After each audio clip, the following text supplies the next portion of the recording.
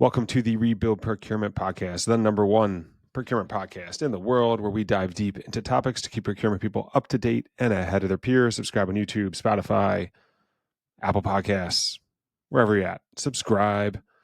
On today's episode, I'm going to talk just this solo dolo again.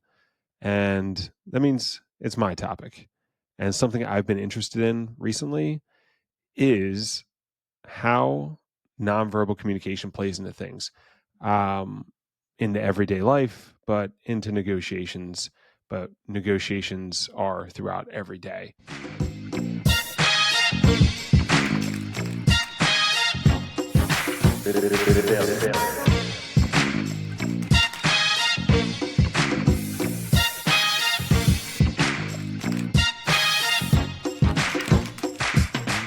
I'm Tom Finn, bringing 15 years on the client side, procurement, finance, category management experience in large and small cap orgs.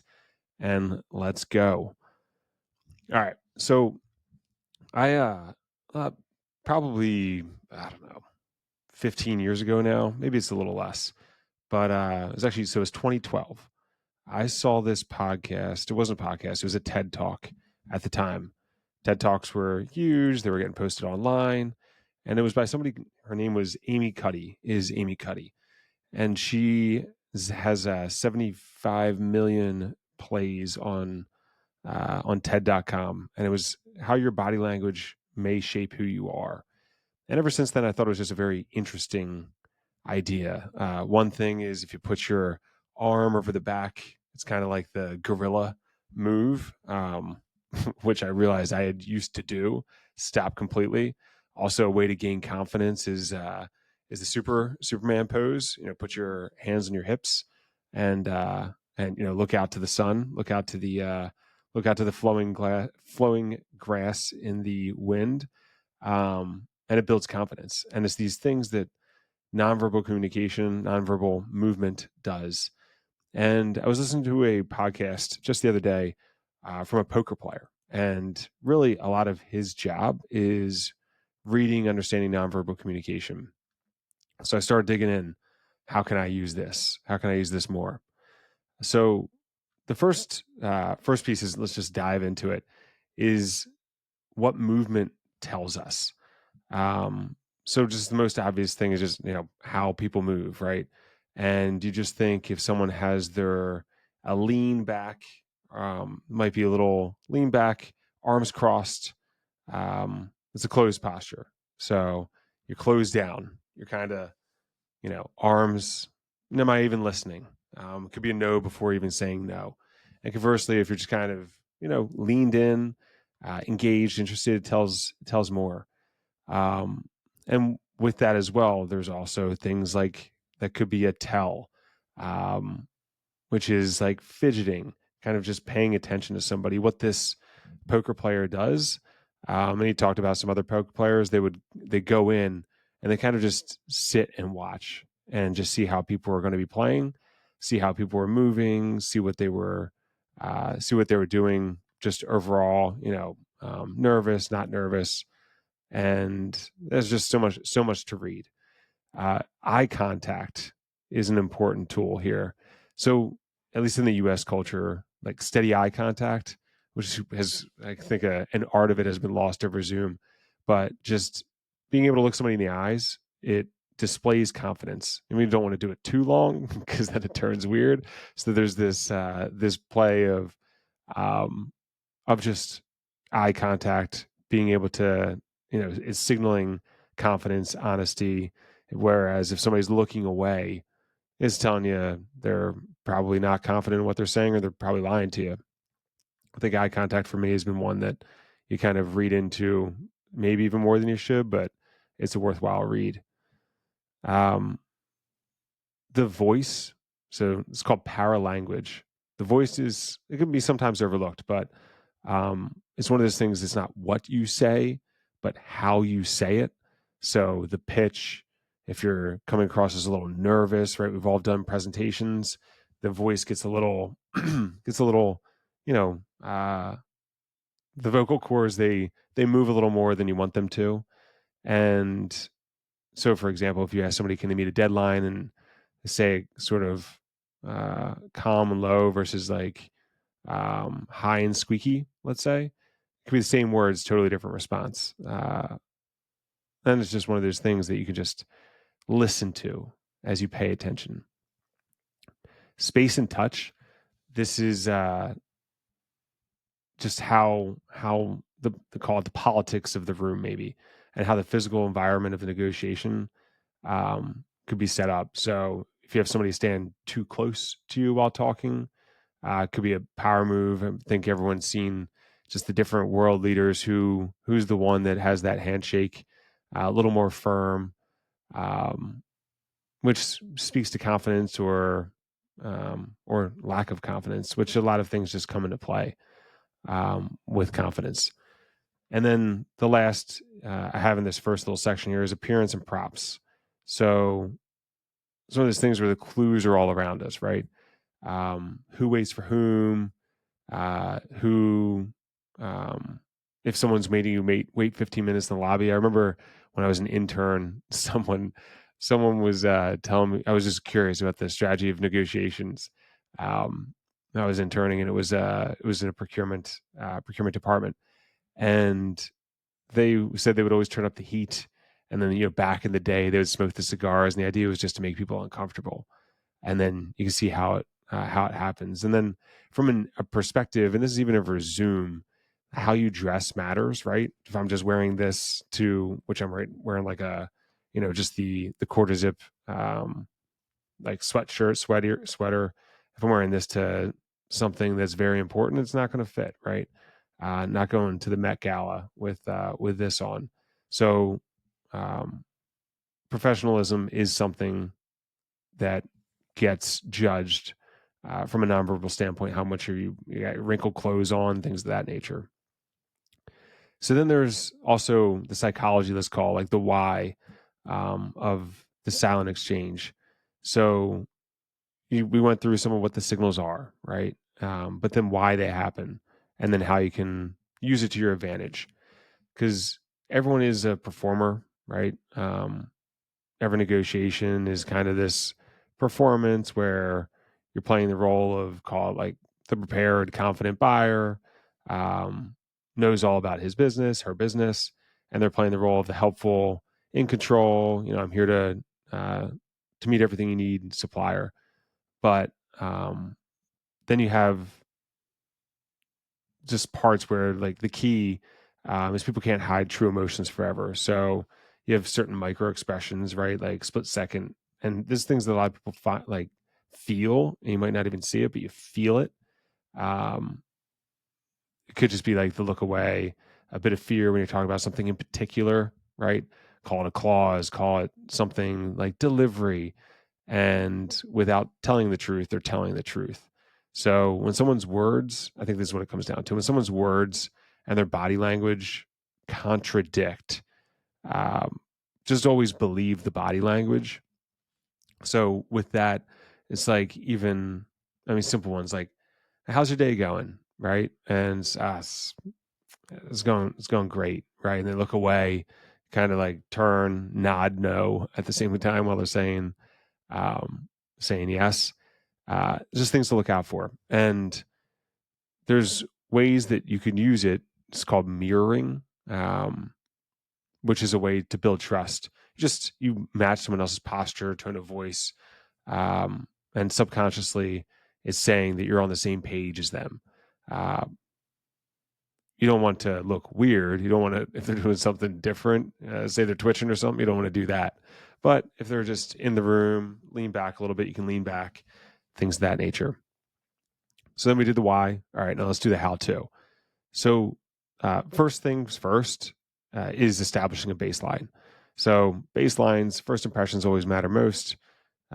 Baseline is always most important step. So during small talk, you're saying like, "Oh, how's whatever the game? And how's this weather? It's so darn hot. Traffic. Whoa, bad." Observe how they're acting. If they're relaxed or not. But that gives you the baseline just when you're having that chit chat, right? Are they already jittery? Are they happy? Are they whatever it is, and the tell is if they change from their baseline, something's up. So, and it could just be going into mode. I mean, we've all done that too, but you just want to establish what the person's like ahead of time, and then you read from there.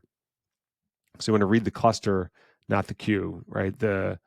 If it's a single arm cross, look at the temperature in the room. Is it cold? Yeah, maybe that's the case. But if it's more than just that, if it's the arms crossed, lean back, their jaw's a little tight, they're a little tensed up. Now you have a little, like, you might recognize based upon what you're saying, there's disagreement in the room.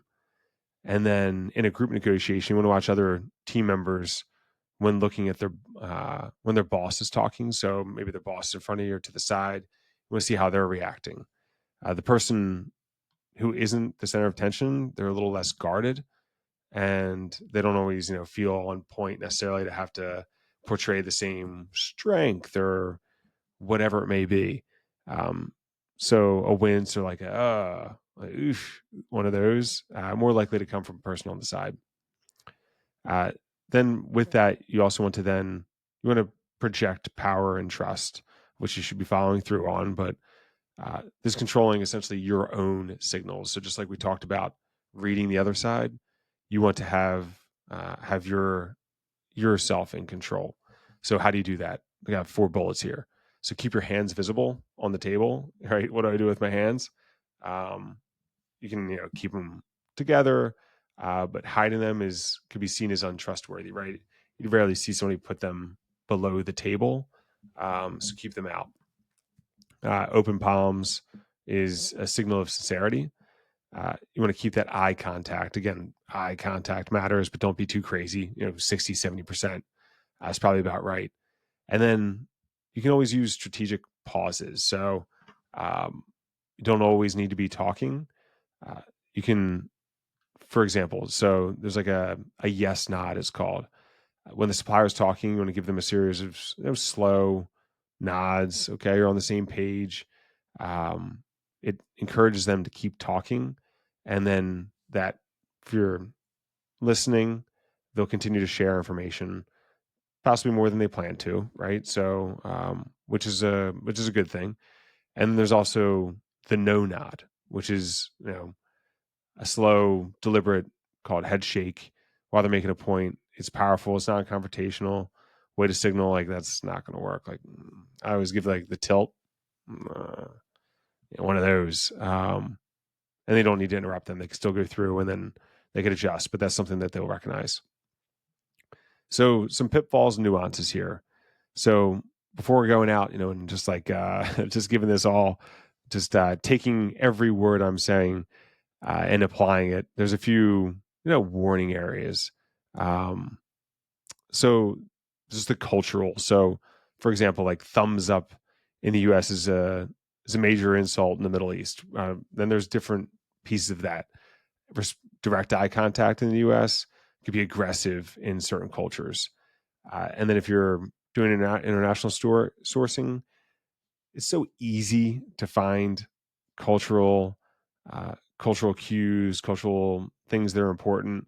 There's a lot written for, especially like Americans and Europeans that are doing work elsewhere. Call it the Western world, doing work elsewhere, and you need to read into that. And then there's some myths, I think, that as I was digging into this, the one that people are human lie detectors was one that was called out, that signals don't always reliably detect lies. They can also be stressed, right? Everyone has something going on in their day, and an honest person could be stressed, and a good liar could be calm. So just use them to identify like discomfort, not necessarily calling a person a liar. And then the other one, we kind of touched on it with crossed arms, isn't always defensive. It can mean anything. It can mean like their comfort space, could mean that they're cold, could mean a lot. So just as a matter of if it changes from the baseline, just go back to that baseline comment. And just looking at these skills, they'll be build rapport and find leverage, but they can't create a deal where one doesn't exist, right? This is just about understanding who you're talking to. And this could be used with your spouse, with just every day, with the cashier. You can see if somebody, or notice if someone's having a bad day or look to be having a bad day. But from a supplier side, if their costs are going to be higher than your budget, then no body language is going to matter. Can't change math, can't change data. So with all that, the ultimate goal here is just to understand better who you're talking to without the words. You want to look beyond the words. You want to understand how people are reacting and paying attention to the cues that they'll be offering up. Most people don't protect their body language as much as you would think as we're talking about this. It's like, of course I'm conscious of that, but no, you're not. Most people aren't.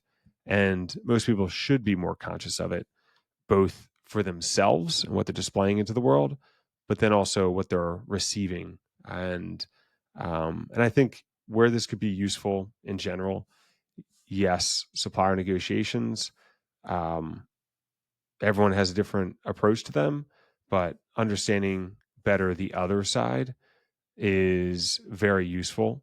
And I think it's just something that we can all get better at. There's so many signals, so many cues, and it can kind of be one of those overwhelming things of, I'm going to study this stuff.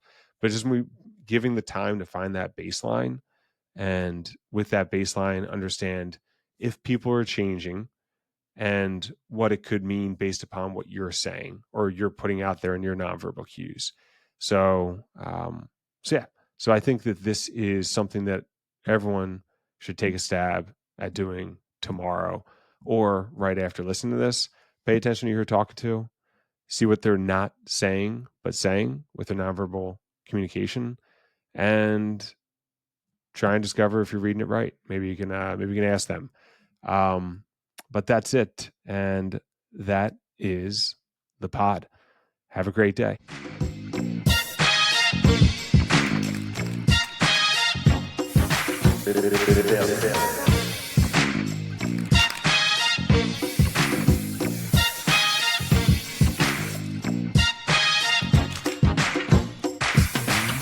Show me, and you won't hear the word rebuild.